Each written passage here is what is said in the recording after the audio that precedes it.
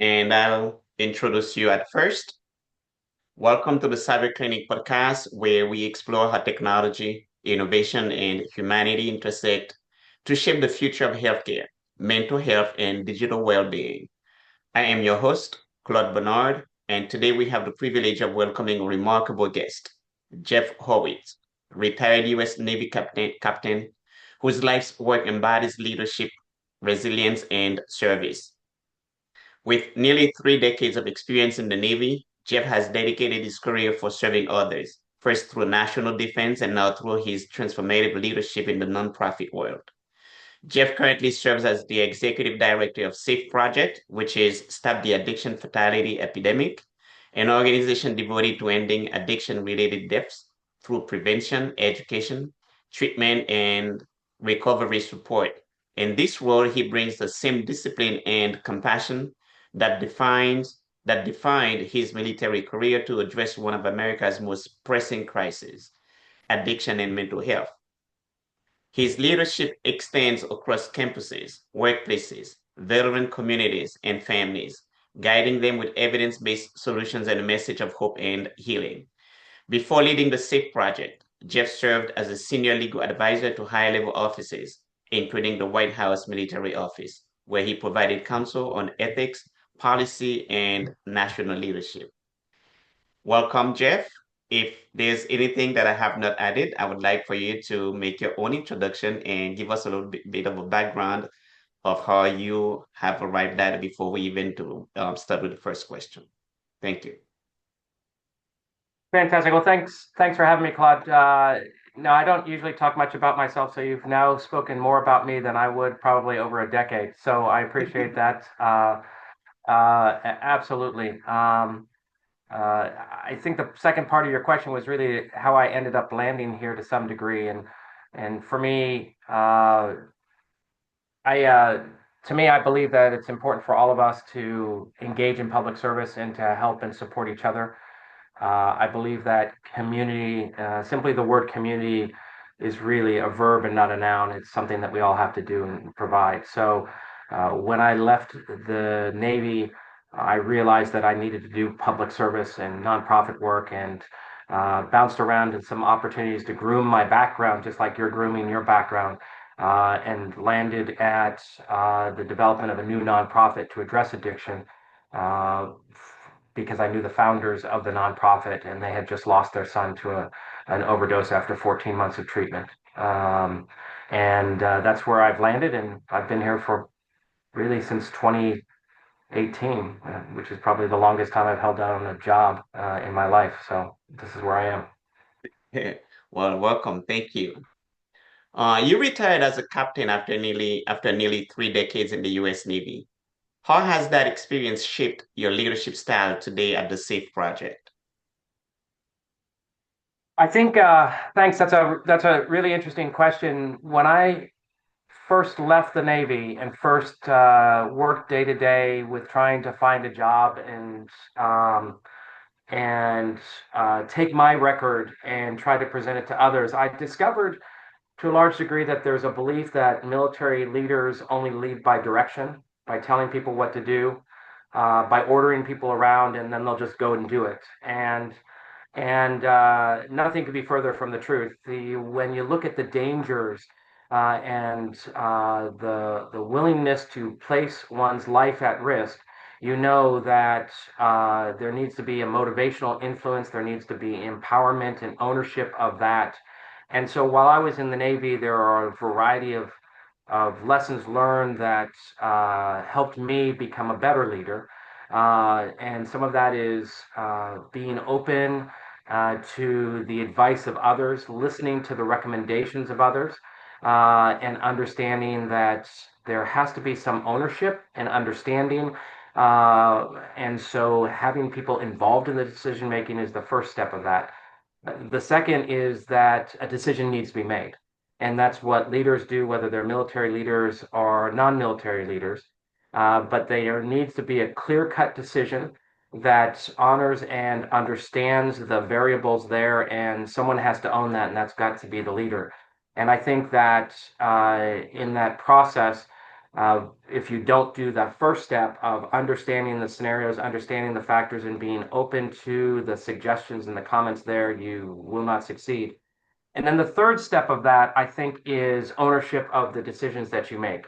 And I believe that once a decision is made, whether it's a leader over me or myself as a leader, I have to own that loss. I can't blame that on someone else and someone else's decision. And those are three pretty solid lessons I took from my military experience.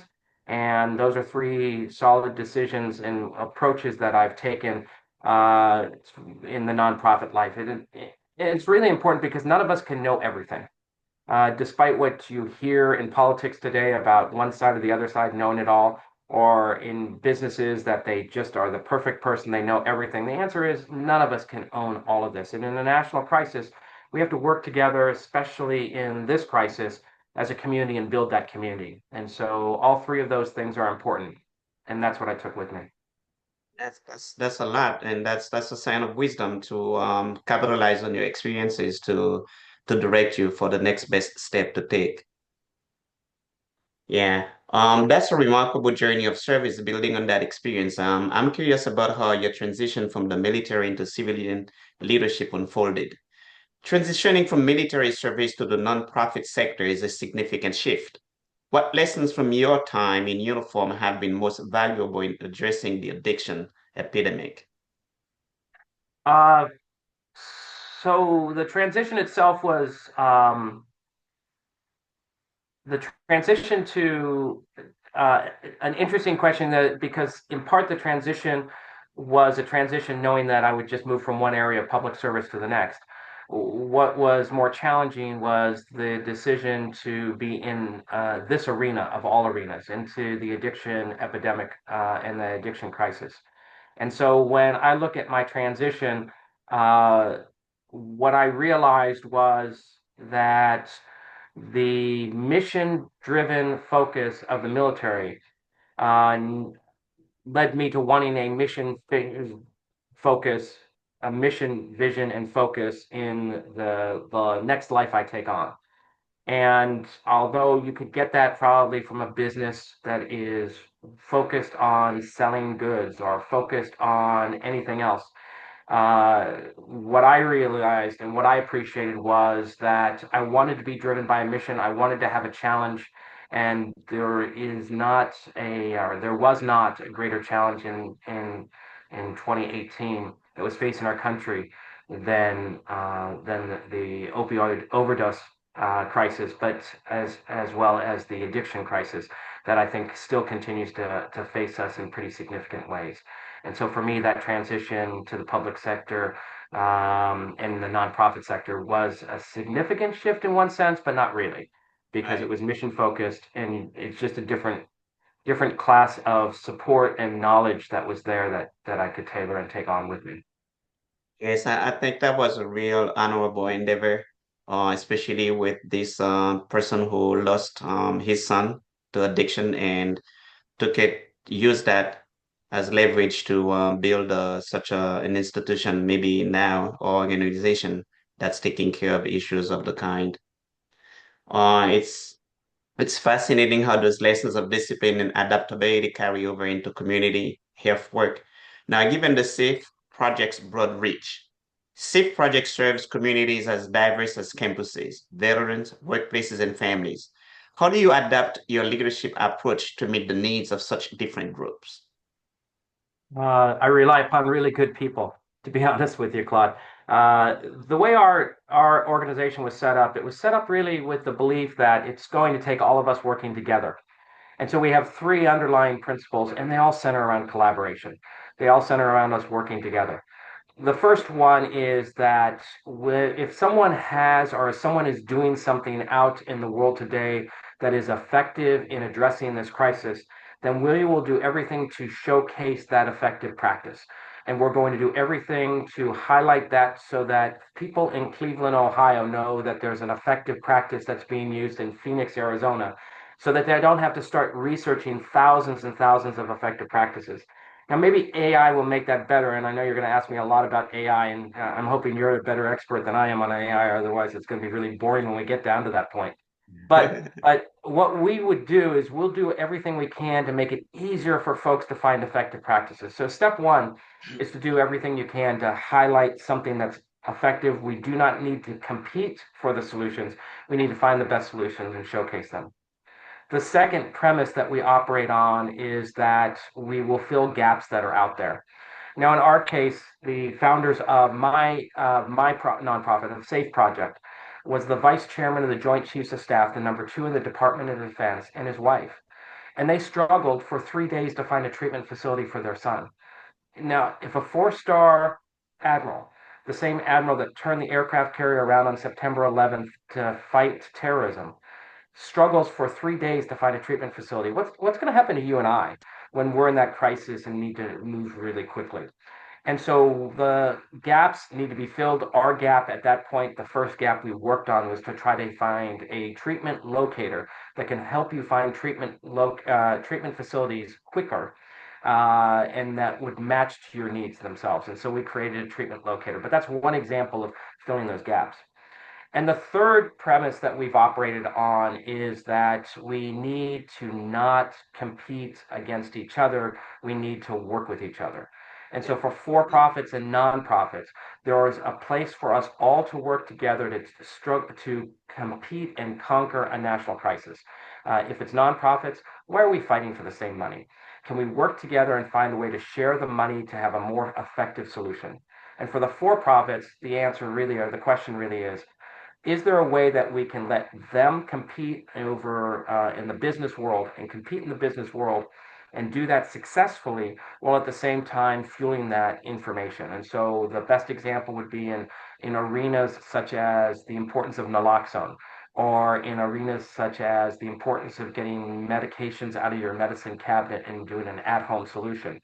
We as If we can all work together on the need that we need to do this and the use, they can compete over the type of resource, whether it's Patagus or naloxone, or I'm sorry, Patagus or Narcan, or any other form of naloxone. Let them go compete on that as long as we can work together on that. And so as we work through that challenge, we then realize that not everyone's the same. And so we have four divisions, the four divisions you basically identified. And one is our Safe Campuses division. And Safe Campuses works with colleges and universities, community colleges too. It's all post-secondary institutions. And the important things for secondary institutions on a day like today on Saturday is football.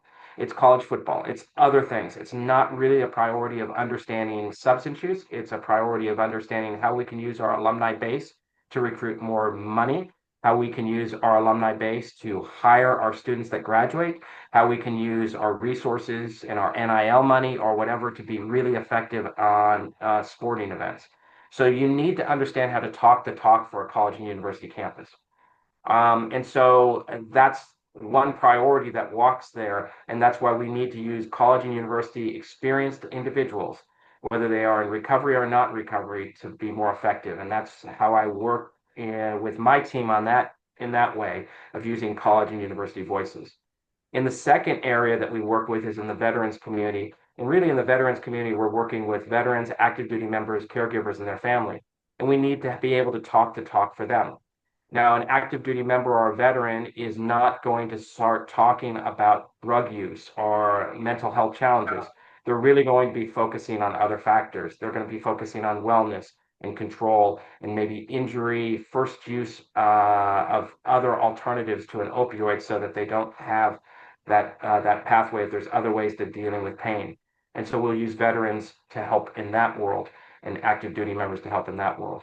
And then we also have a business portfolio and a community portfolio. And the business portfolio is our safe workplaces. They work with individual businesses, and the businesses, the voice that we need is a business perspective, which is very different than a perspective that's going to be used at a college or university campus or a military approach. And the final is the safe communities approach. And so we're more effective in working with communities and families if you can talk the talk, and that in a lot of ways are for associated with family nonprofits or associated with policy issues and community issues. And that's how we do it. And that's really how I do our very best to serve those diverse arenas is making sure that we hire folks that have experience in those arenas, that can talk the talk, and though even though the solutions might be very much the same, the way you present it is very different. Oh, wow.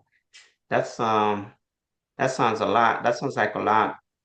Now, as an extension to that question, um, do you guys, as far as safe is concerned, do you address some of those veterans on the streets who are or who may not have an address, who may be homeless and do not have the resources or do not know about those resources in order for them to access them and at least make things a little bit easier for them, either they're here for their economic conditions?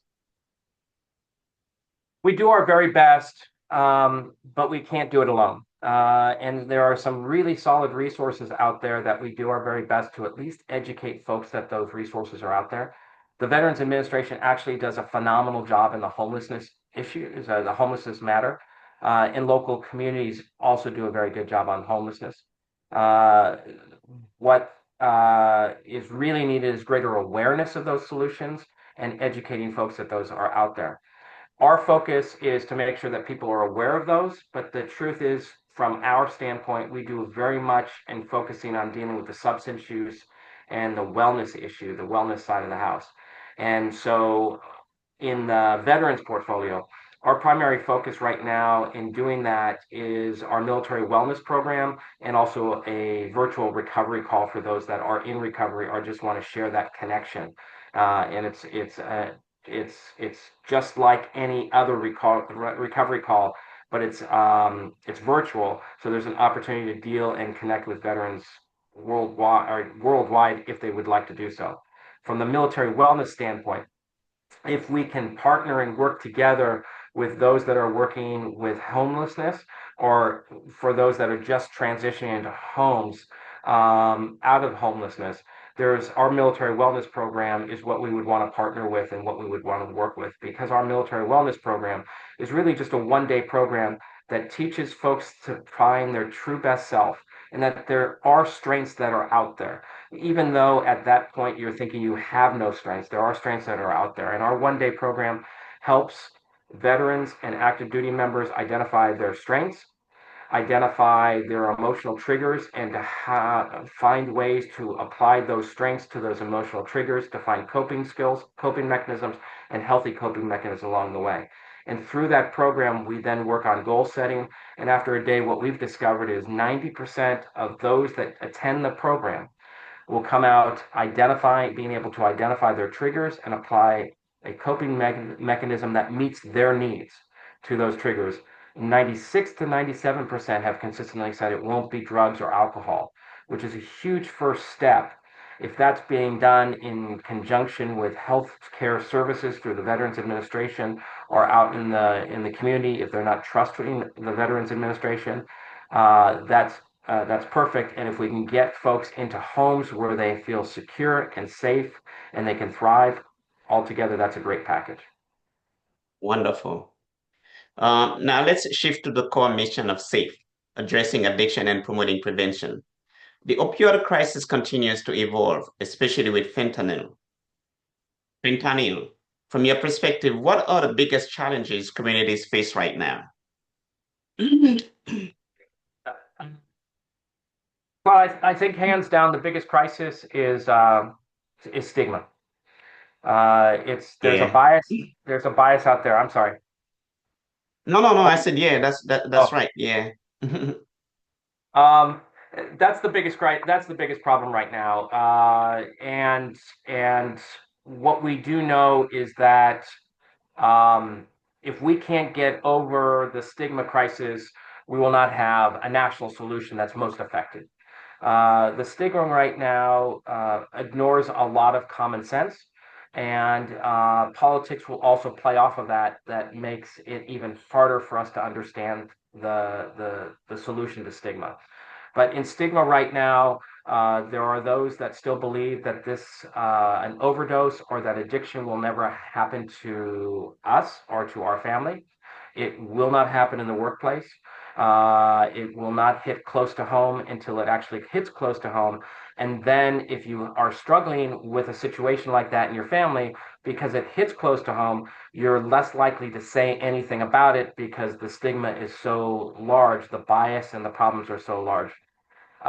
What we have found is that uh, this is an incredibly difficult struggle because, quite frankly, we know that the chances of you uh, there's a we know that there's a genetic connection to addiction as well. And we know that the 40 to 60% of your addiction risk is something that's actually inherited, and that there is a greater chance of you inheriting addiction than asthma, than diabetes, than breast cancer, than hypertension. But you wouldn't know that if you listen to folks in the street. No, those are not the only inheritance. Inheriting the genes is not the only source of that. But if you know that there's a greater chance of inheriting that over breast cancer or over hypertension or diabetes, then should be easier for us to convince folks that this is something not to hide, but something to work on, something to help through. But we find that that really isn't the case. We also know that if someone is in treatment and they are in an abstinence-based program of recovery and they fall back into active addiction, the first immediate response is, oh, they don't want to be treated. They don't want to recover. And I would challenge folks to ask that question of how many folks are having asthma as a diagnosis or diabetes, and actually go back to the evil ways that are not helpful to that. Go back to smoking or go back to eating sweets and things like that. The recurrence rate on asthma and diabetes is actually higher than that of addiction. So, with those problems, even the non-inherited side of the house, bias becomes the biggest problem and stigma becomes the biggest problem. And it's easier for us to blame other things and other solutions. And that's going to be the biggest problem that we will continue and always fight.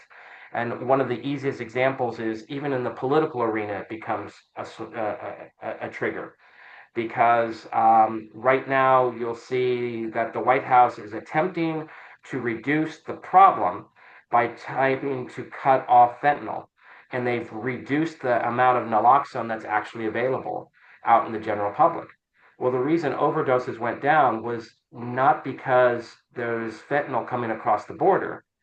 There's a demand signal, and the overdoses are now finding their way going back up. And we find that in local communities. That's what they're reporting in local communities, because the reason it went down was because there is an active addiction problem.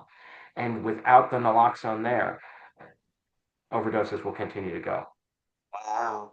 Um, Jeff, this is really interesting. I didn't know there was a genetic connection to addiction.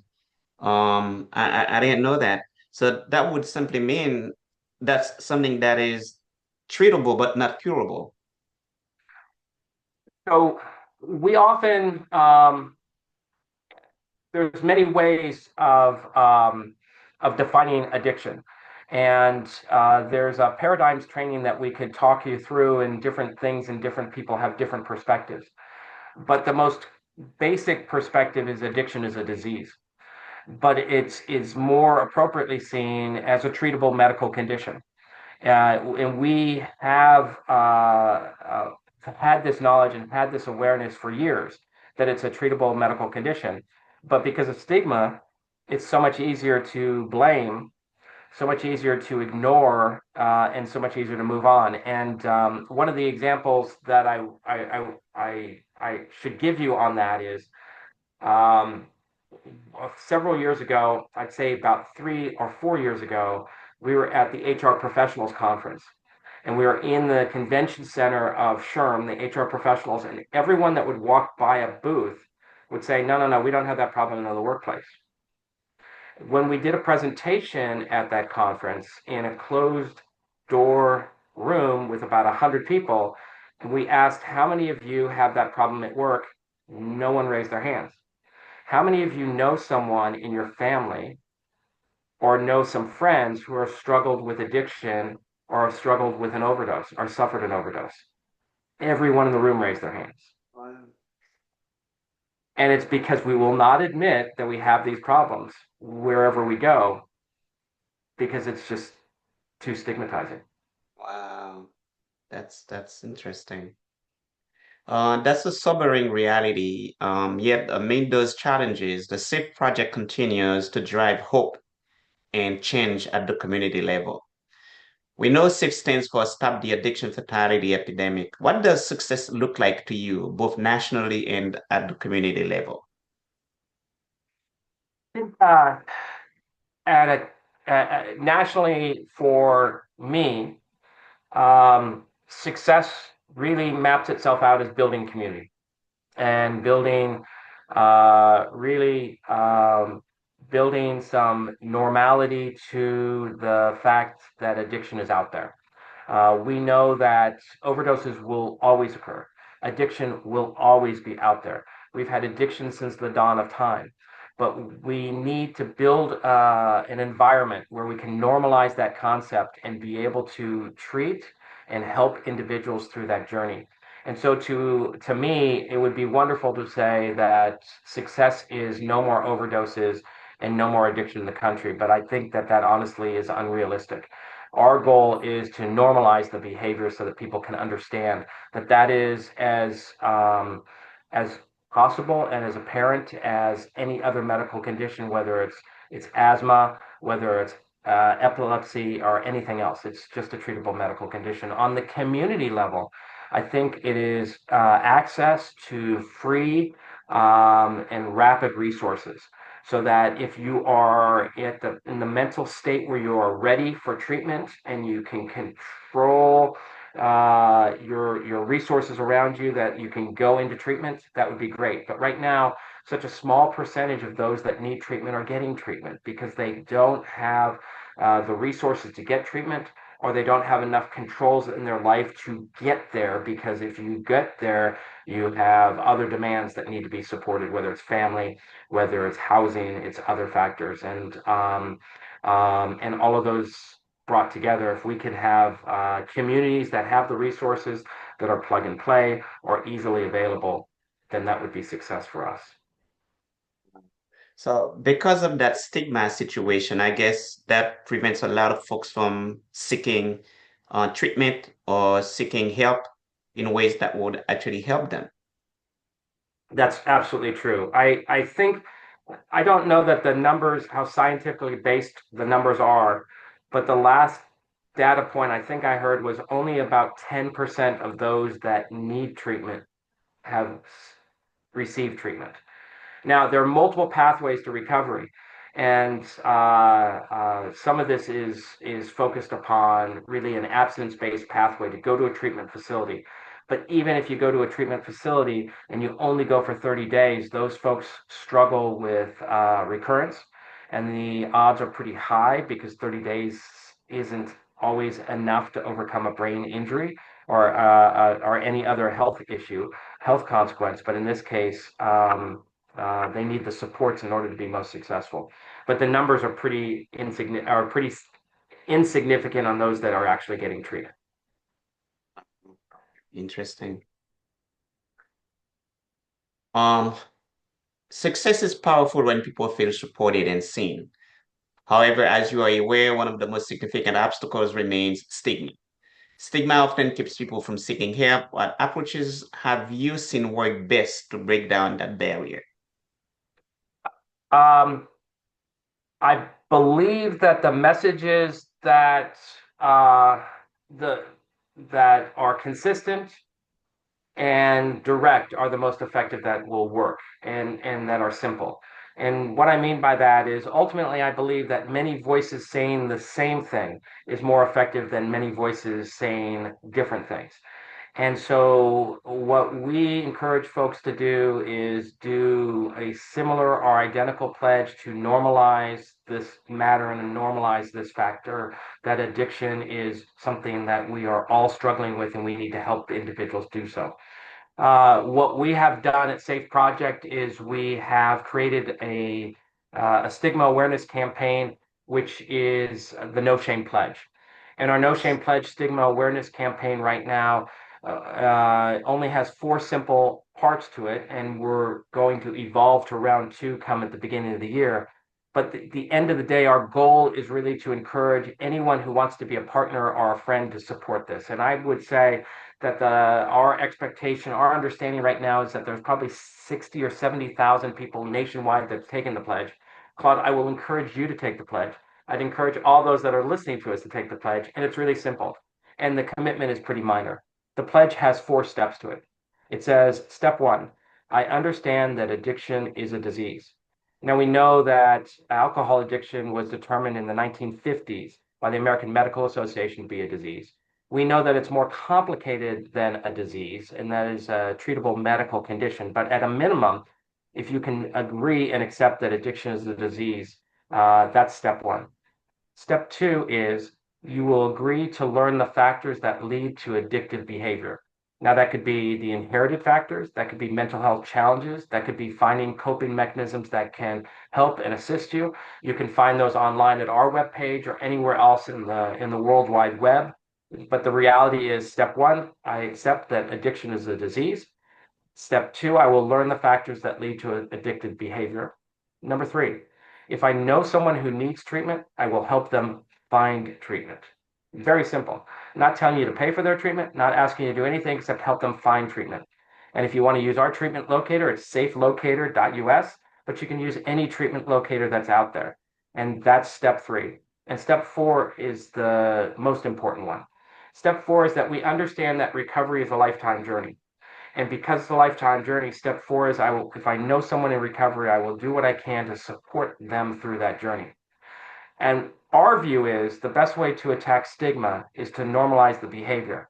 And so if we can get people to continually understand that addiction is a disease, that there are factors that lead to that addictive behavior that we own or can control or at least understand, that if we know someone who needs treatment, we'll help them find treatment, and that if they're in recovery, we'll do everything to support them through that recovery journey, through connection or just through conversation.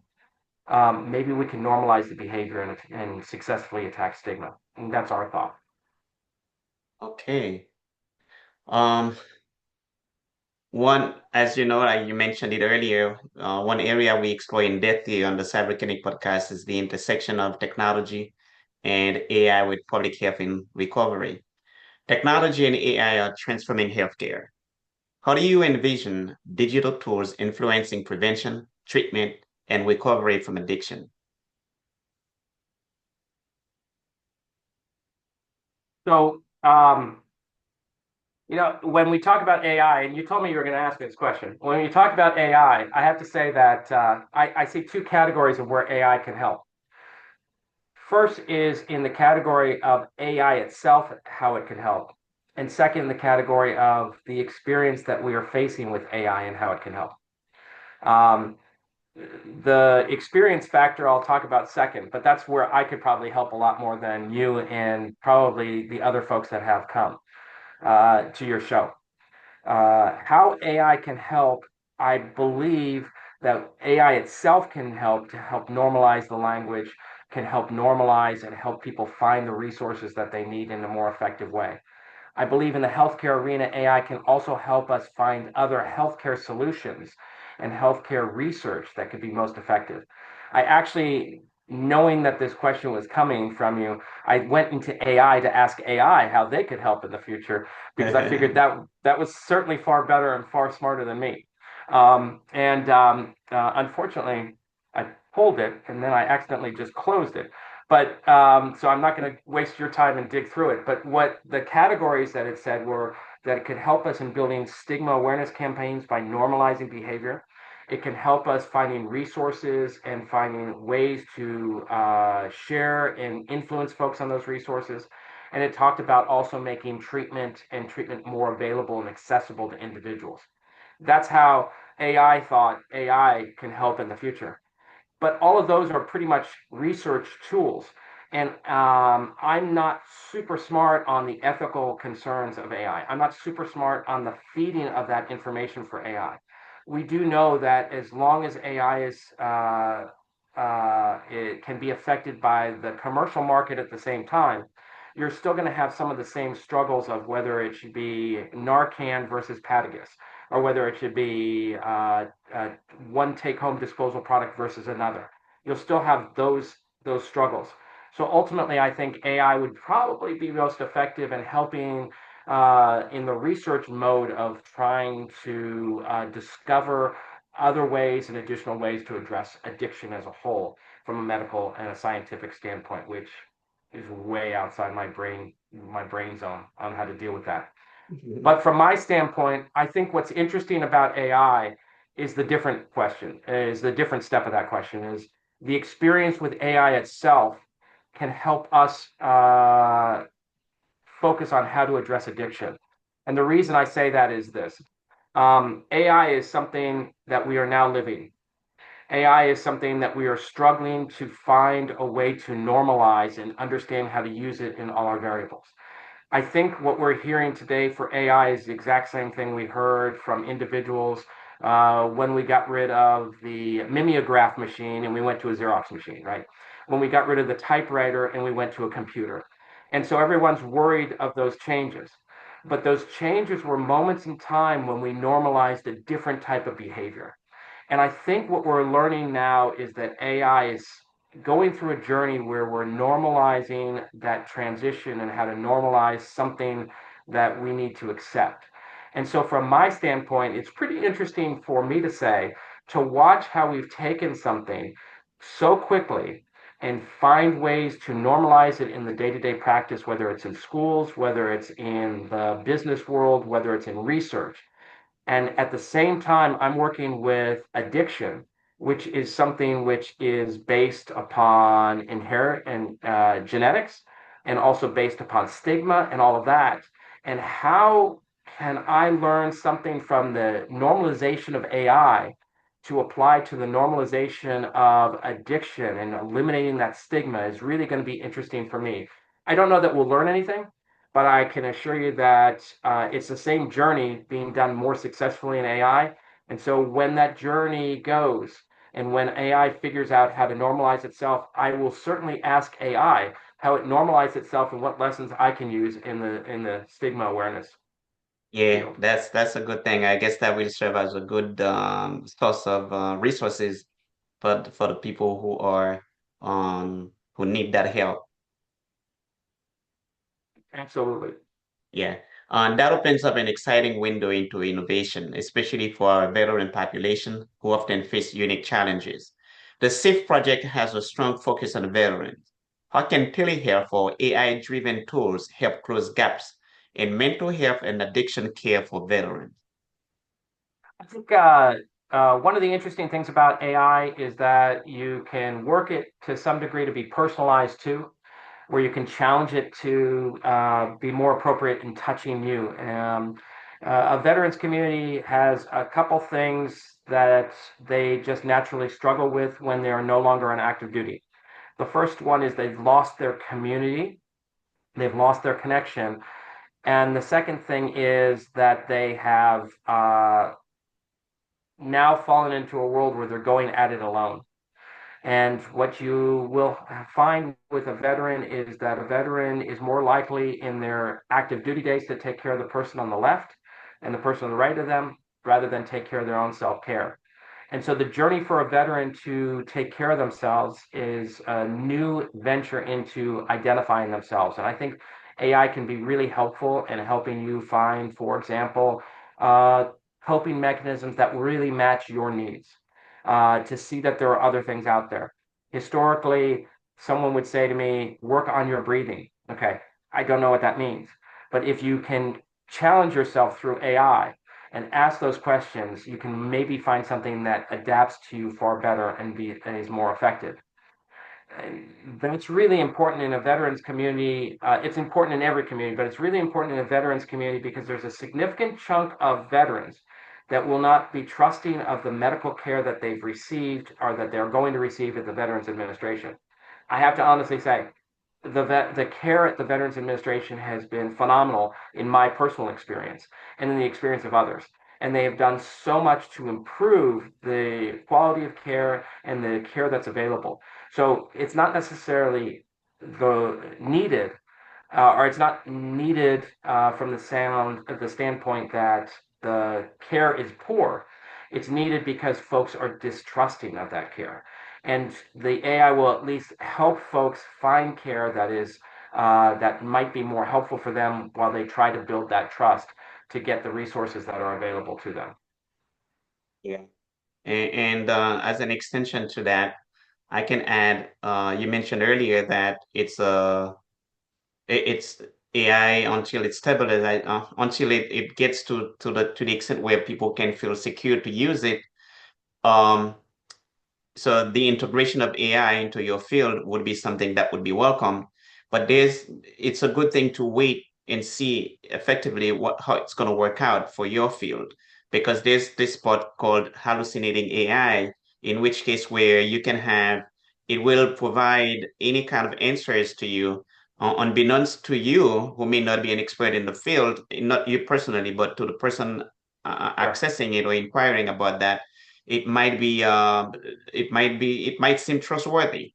So yeah, that's a good thing to see the full extent of how you can integrate it and where it could be a good resource for the folks who are in dire need of that. Yeah, absolutely. And I think the biggest problem that we have right now is that at the baby level, AI is being used simply as a really more effective or more comprehensive Google search or Bing search or something like that. And how it can be used to be most effective to help veterans in their healthcare journey, that would be great. But I think we have to really pan out and build that trust before a veteran's going to raise their hand and go jump that way. Yeah. And that's understandable. And speaking of technology's reach, social media has become a double-edged sword in the fight against addiction. Social media can amplify both harmful and helpful messages about addiction. How is the SAFE project using digital platforms responsibly to raise awareness and drive change? So we do our very best to ensure that the messaging itself is using language that is not stigmatizing, that language that is as explanatory as possible rather than approving or giving a thumbs up to half messages or partial messages.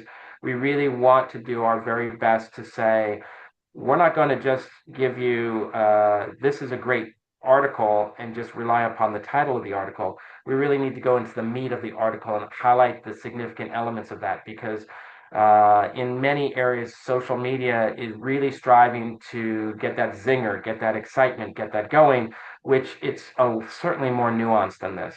And we need to make sure we highlight the nuances. But again, what we will do our very best to do is keep building the same messaging that we can to address stigma, and that's what we'll use social media for at its very best. Yeah, I guess that's part also of the stigma awareness campaign that you guys have embarked on, that you mentioned earlier. Beyond technology, real impact often happens at the intersection of policy, equity, and ethics. You've served as a legal advisor at the highest levels, including the White House Military Office. How has that legal perspective shaped your approach to policy and advocacy around addiction? So, but we try our best not to be involved in too many of the legal and policy issues because our focus is really to try to help folks on the ground and change the pathway that's out there. Now, with that said, I spent a significant amount of my military career towards the end in the congressional space as being Navy's Director of Legislation under the Office of Legislative Affairs.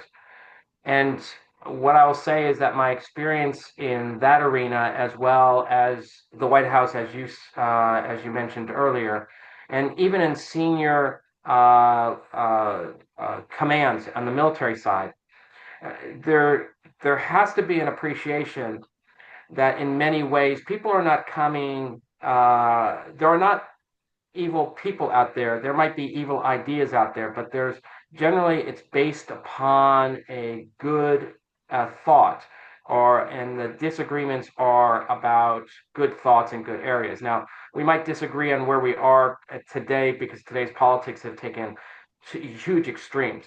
But when facts come to facts and you really just focus on the facts of stuff, it's really just a difference in policy or approaches in many cases. And so in the work we do, we've really tried to do our very best from a policies perspective of drawing folks to the facts that we can and should agree upon. So for example, we know that over 100,000 people have died from overdoses over the last several years. We know that more people have died from overdoses than in every combat, every war that the United States has fought in combined. And at that point, when we know it's certainly preventable, is there something we can do about it? A few years ago, it was over 300 people were dying every single day. Can we accept that as a known fact? And we must. Now, if we take away or we use those factors, can there be a solution for it? And if you can have those conversations about those solutions, then you can move on. And so we try our very best to work on the policy decisions with taking very baby steps to move along the spectrum of those discussions. In the addiction space, understanding that we need to address a crisis that's out there, understanding that we need to address a crisis that could be inherited or could be caused by inappropriate coping skills that might lead to overdoses, all kinds of factors. We can at least work with policymakers to work on those baby steps. And eventually we can get to a more difficult conversation. And those more difficult conversations in our arena is the conversation of harm reduction, because some folks will fear that harm reduction is enabling people to do further inappropriate conduct because they've already misdefined folks as addicts and junkies are making personal decisions. And they won't be able to appreciate the fact that when we put our babies in baby seats or when we do other things like that to protect ourselves, that's harm reduction too. And so if you can start low and not try to hit the home runs every single time, but start small and start to build up that process, then we'll be most effective. And I think that's really one of the lessons I take from my experience in government service is really starting with the basic levels and not trying to get to full Monty on the first day. Taking it at baby step. Yeah, that insight into policy and leadership is crucial, especially when considering access and equity. Access to addiction treatment isn't equitable across communities. What systemic changes do you see or do you believe are most urgent to address disparities? We need to be able to find ways to make treatment available to all folks and accept that there are multiple pathways to recovery. And your recovery journey and my recovery journey might be very simple. So the second part is not a systematic change. The second part is just simply us being able to accept the concept of addiction and the concept of recovery. The systematic change comes on that first step, though, of finding ways to make treatment available and affordable to people that are out there. The problem is it requires a very nuanced and effective approach. And the reason I emphasize that is because of one of the biggest crises that faced the United States in the addiction arena uh, right after Obamacare went into effect was now there were insurance policies that would support folks that are struggling and needed addiction treatment. And so you'll see that there is a journey in where insurance or where treatment facilities would basically forum shop people, bounce them back and forth to different treatment facilities as long as they had insurance available to them. There's a wonderful documentary that's just rolling out these days called The Shuffle.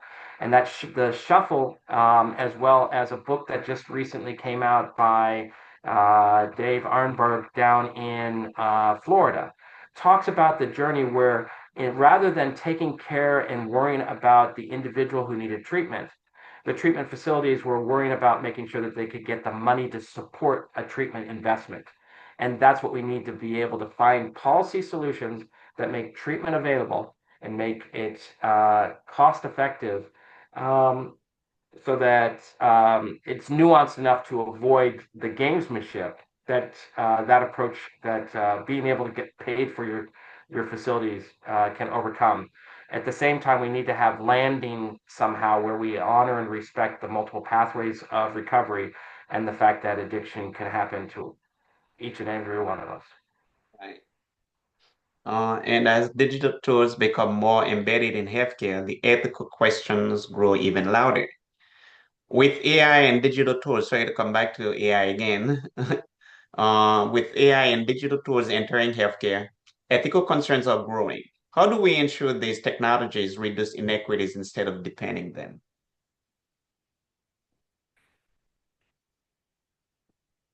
Don't know. I gotta honestly tell you, I don't know. I think my hope is that the AI tools don't move faster than the stigma awareness. But the same problems that happen without AI is really struggling to address those inequities as they are. And so the truth is, if we can have right minded individuals that are working and focusing to make sure that we can address and focus on the inequitable, so the equity problems, there would be a better chance of us being able to be successful. The truth is, though, that right now the country has heard that overdoses are going down, but even the data of overdoses declining did not really dig open into the equitable versus inequitable communities. The struggling communities were still seeing increases in overdoses. And I don't have them at my fingertips. I probably should have had them at my fingertips. But I think in states like Michigan, for example, overdoses by white males declined. And that led to an overall decline in the state of Michigan. But at the same time, Black and brown communities who were not getting the resources, who were not getting the naloxone, overdoses were increasing. Recent look into the state of Pennsylvania, where I live today, in an attempt to try to do a public awareness campaign. We asked the state, what the state's drug and alcohol prevention folks, what's the biggest problem right now? And the biggest problem is that naloxone has not found itself for Black and brown communities. And that way, overdoses are going up. For all communities, those over 50 years or higher are not getting those resources too. Again, it's the same folks that are struggling because of inequity and inequalities there. So, will AI be able to fix that? If you have the right minded folks that are looking to target and fix that, the answer is yes. Will AI deepen it? It just depends on really where the policy and the dollars are going to go to support policy decisions that back up the AI. Yeah, that makes a lot of sense. Yeah, disparities are rampant and it's not just in technology, but in society as a whole. SIF's project strength lies in collaboration, the way it unites schools, workplaces, and entire communities. SIF project partners with schools, workplaces, and communities. Can you share a story of a collaboration that made a lasting impact?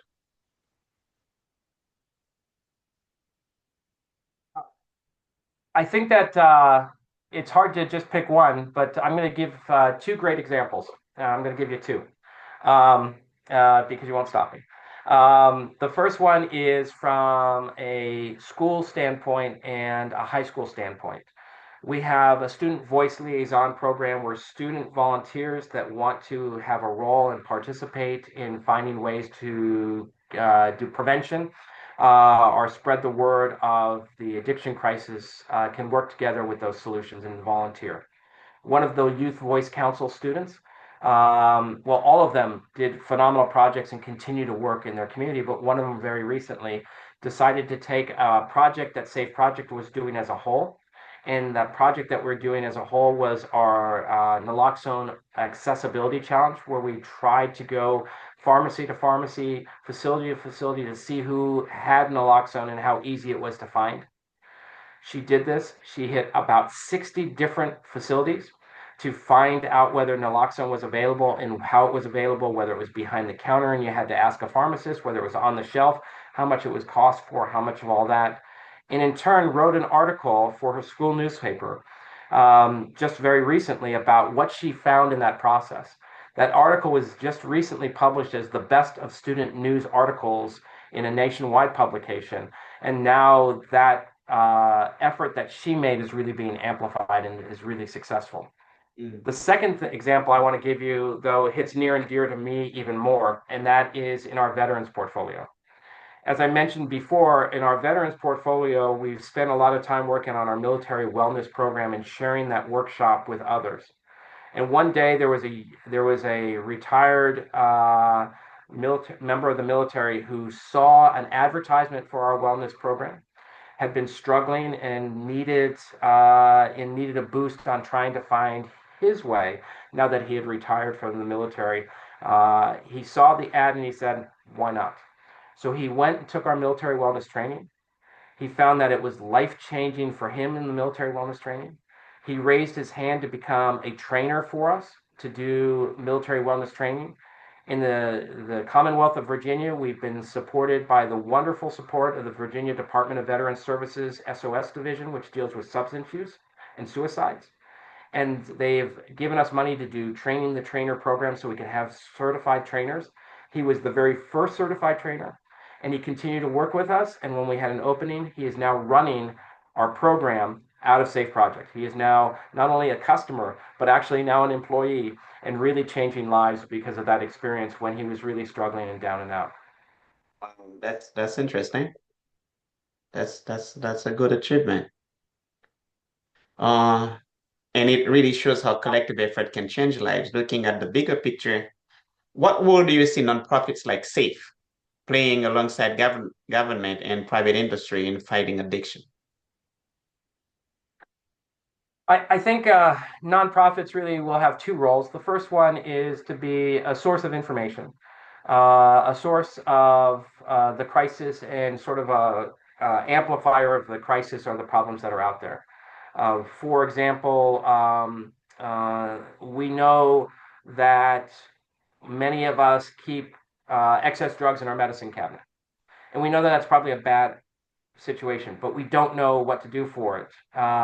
And so we, Safe Project and other nonprofits, have talked about the fact that about 70% of homes have drugs in their medicine cabinet. 92% of prescribed drugs are wasted.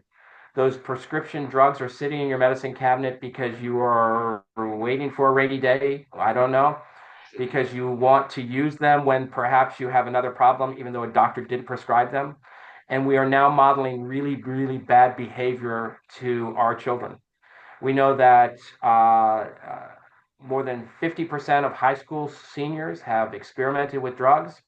And the number one pharmacy that seniors will go to, that high school students will go to, and that any of our kids will go to is the medicine cabinet because it's a prescription drug. Mom and dad have it up there. So they're modeling a behavior that it's safe. And we also know that there's a pathway or a gateway there for addiction, and certainly a gateway there for experimentation and overdoses. And so those factors aren't brought out in the public today. DEA will say, well, we have a drug take back day. But those factors don't, that's good enough for the government. If we can continue to amplify the effort and continue to highlight those factors and the need for action out there will be most effective. And I think that's what a nonprofit can do. And a nonprofit can ask the more challenging questions that we're not getting out in the public today. And that is, what about your recycling bin? We used to have to take recycling to a separate location. But now, because we're too darn lazy and we won't admit that we're too darn lazy, the recycling bin comes to our house and we put it on the street with our garbage. Same with our movies. Blockbuster Video doesn't exist anymore. So we've streamed out of Netflix. But the drugs that are killing us as people and killing our kids that are still in the medicine cabinet, twice a year, we can take to a pharmacy driveway or a street driveway and drop them into a box with DEA. And if we don't do it then, well, maybe we can walk into a pharmacy if we are aware that they have a take back box. Those are the things that a nonprofit can get away with and sort of push as the information source. But then the second thing I think is we validate solutions. and we can do whatever we can to validate. So the naloxone accessibility challenge that young lady did for Safe Project in the example I gave, that's a great example that says, okay, it's here, but we can't find it. Or it's here, but when I go into the pharmacy, the pharmacist says, oh, well, you have to be a certain age to get it. That's just not true. So, and having naloxone in and of itself doesn't mean that you'll have a solution. Uh, Unfortunately, just not having it and not understanding how to use it or the risks of that are if pieces of information that we can provide to policymakers. And I think that that's where we would be able to validate that. Or a Good Samaritan rule isn't published enough, and people Right. don't understand that it's okay to use something like that. Right.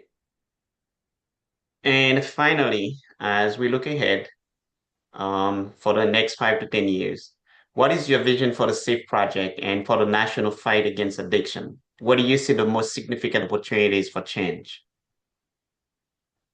I think the most significant opportunity for change is obviously in stigma, obviously in normalizing the behavior.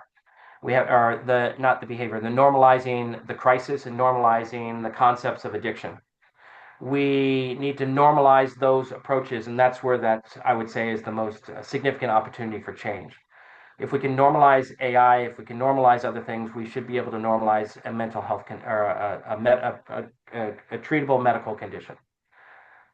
The where we see ourselves in the next 5 to 10 years, I'd love to say we see ourselves having no reason to exist, but that would be pretty naive. And so where we really see ourselves as continuing to build and to be the collaborator that gets as much information out there and does everything we can to work with others along those lines. I think that if one was to ask our founders of where they would want to see us, we would probably be considered like the Mothers Against Drunk Driving for addiction, where there's a place where you can pick up the information you need, and you can find local communities that will support you, and you can find the stories that are most important to share with those that will persuade folks and to be most effective. Thank you so much, Jeff. A lot of Um, questions, Claude. A lot of questions. but you've given us a whole lot of great answers on things that are clarifying a whole lot that we perhaps a lot many of us might not have known before. So that's a great meeting, and I will post that so a lot of us will be able to learn from it. But before we do anything else, I'd like to ask the audience here, should you have any questions? Jeff is ready to address any of your questions. He says a lot, so please ask your questions as you deem as you need to know more about this. What does stigma mean? Stigma. Right. Hi, Jeff. Hello. Hello. My name is June Dufour, and I really appreciate all the information that you provide to the subjects that all the questions that Mr. Claude asked you. Specifically that I really like the statement that you made on the non and for profits that you stated that need to work together and help each other, which is really great. And also, I like that the idea of your leadership skills. However, one question that I have for you, though, um, I'm going back on the first question that I believe that they asked you concerning leadership skills. That while you are making, I do understand. I do remember that you stated that you were a captain in the army. While you are making decisions in your group as a captain, I do believe that you have soldiers work under you.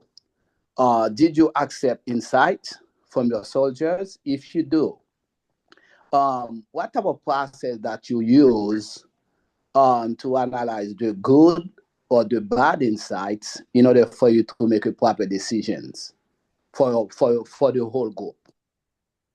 So, um, um, great question. I will start. Yeah, and Lucy, I'll get to that. I'll get to that for sure, because I don't even know who asked that question, but I'll jump on that in a second. Um, as far as I guess the first thing I really want to say is that I was in the Navy and not the Army, and it just but we'll overcome that. So the sailors and individuals that I work with, it's so much better, and it's just too much drama between the Army and the Navy. But Mhm. in all seriousness, the I think that it's essential to listen to the input from those that know and those that are being involved. And the factors that I would consider is factors. It's really hard to answer that in a generic way because you don't know what the type of question is. But I believe that their perspective and the perspective of the pressures that are going to be placed upon them is really important. I believe that the perspectives and the actions that are going to be placed upon them is really important. And I believe that when you take a look at if there's a determination of insights or opinions or that I am trying to judge for those in order to make the decision.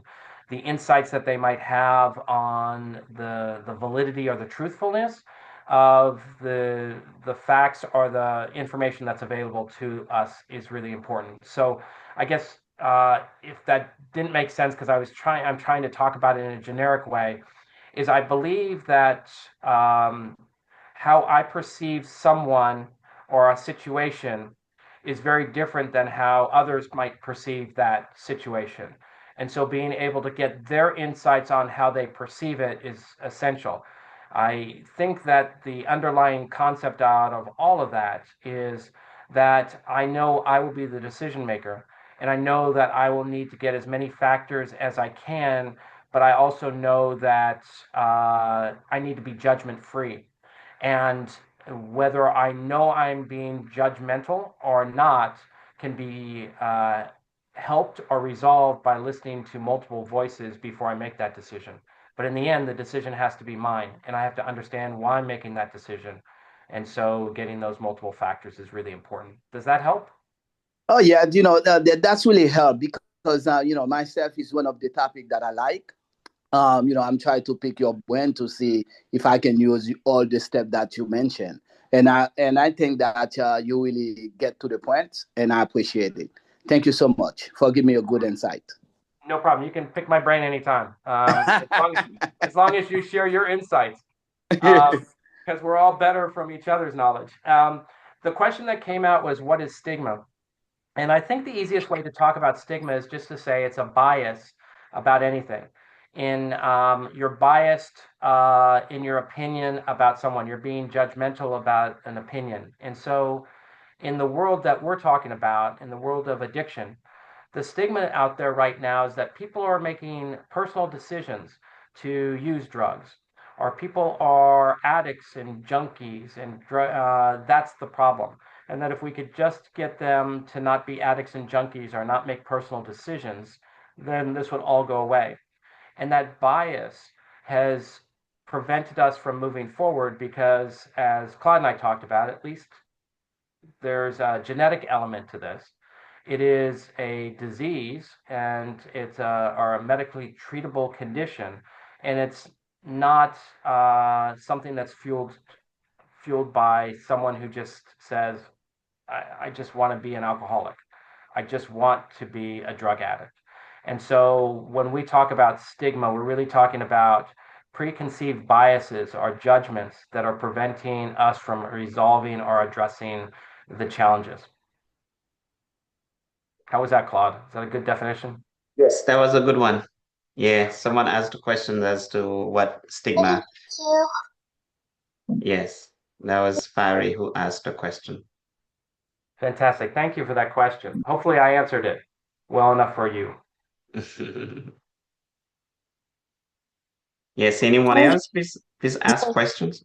Hello. This was a very interesting conversation, and I was just curious about how much of your resources are devoted toward prevention.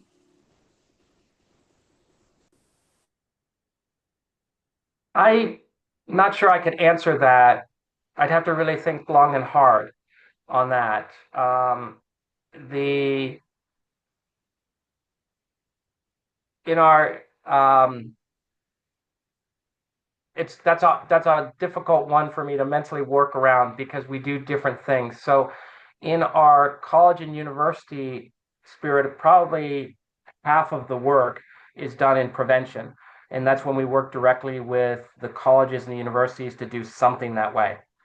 Probably half is probably a little extreme because most colleges and universities have prevention programs right now. So most of our influence over them is how to support individuals in recovery. In our veterans portfolio, almost all of our efforts are done in the world of prevention. In our businesses and workplaces communities, in those work, it's really sort of a mixed bag because in some areas we really focus on prevention, but we also prepare for recovery. And what I mean by that is in the construction arena right now, uh, the overdose rate is really, really significant. For us that sit behind desks every day, the overdose rate is about 20 to 25 people per 100,000 people is the overdose rate. In the construction mining arena, it's 161 per 100,000. That's a huge increase or a huge difference.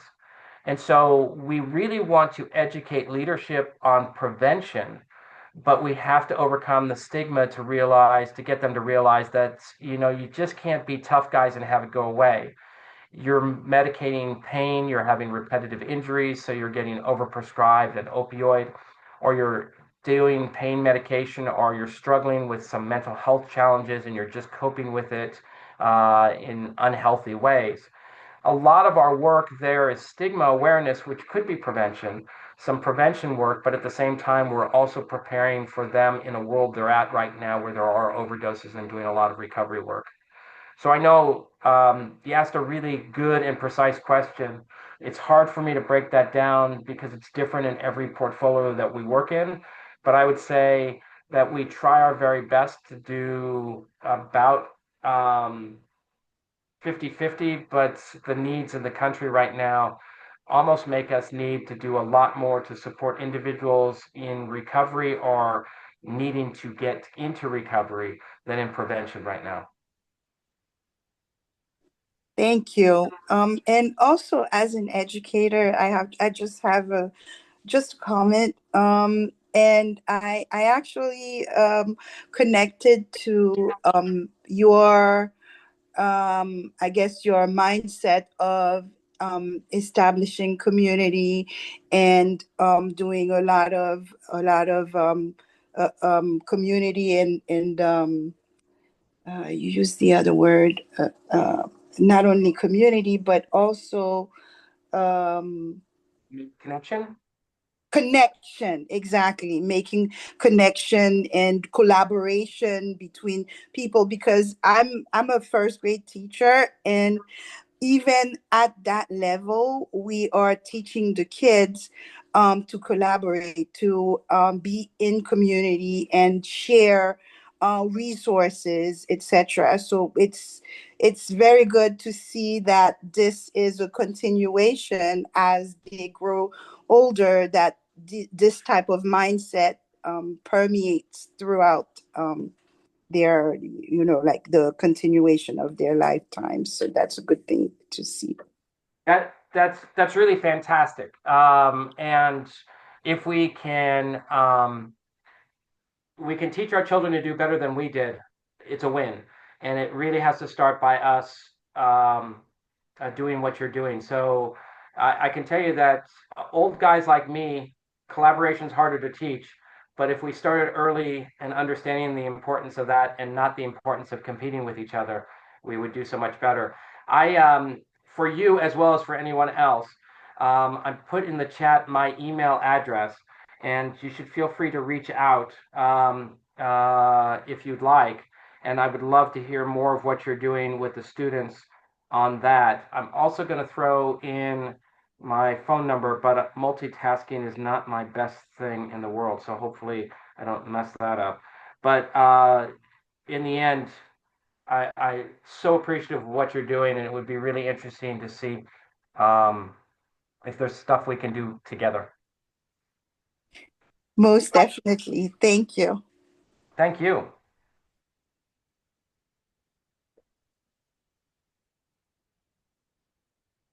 Anyone else? Meanwhile, I have a question. Do safe staff make visits to mentor institutions to spread awareness or promote awareness and help with additional resources that they might not have at their disposal? We don't generally do direct services.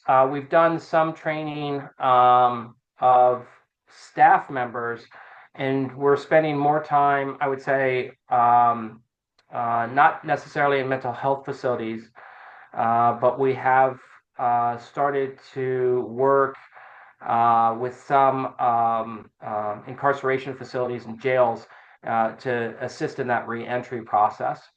And try to do that, but not in the mental health facilities at this point. Okay.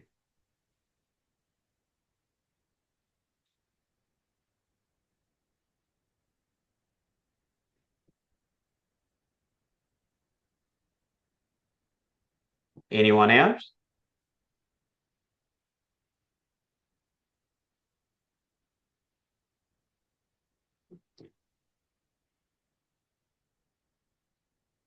Okay. Well, as we wrap up today's episode, I want to extend a heartfelt thank you to Jeff Horwitz for sharing his time, wisdom, and lived experience with us here on the Cyber Connect podcast.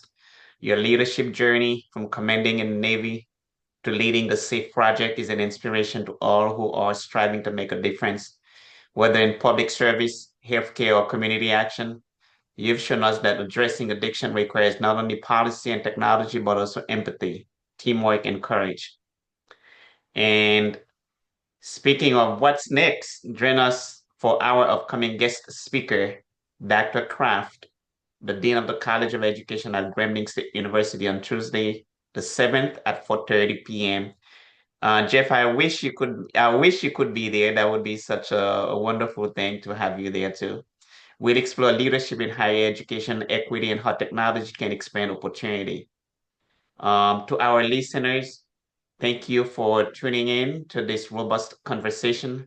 Remember, the Cyber Connect podcast is about connection between innovation and humanity, between digital progress and emotional health. I am Claude Bernard, your host. Stay curious, stay compassionate, and until next time, take care of yourselves and each other. Jeff, I don't know if you have a last word to say goodbye to us. No, I think your final words were the best. Curious and compassion, and those are fantastic, and that's really what we should do. Thank you so much, Jeff. That was really an interesting conversation. You have elaborated on a whole lot. You've clarified a whole lot for us, and I thank you kindly for taking the time out. And I know you must be a busy person. For you to do that is really appreciated. My pleasure. Absolutely. Um, and if you send me the information on Tuesday, if I can make it, I will make it. Yes, I will definitely make sure I do that so that we don't miss out on that. And I hope this is not our last meeting. I don't want you to go away and lose contact with you. So we'll keep you on speed dial. Please do, Claude. Take care. Thanks again. Thanks to everybody. Thank you. Bye-bye. Bye bye now.